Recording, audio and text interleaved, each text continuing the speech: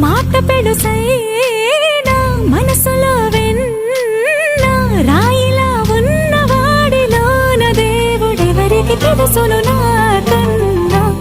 సూసేకి అగ్గిరవ్వ మాదిరే ఉంటాడే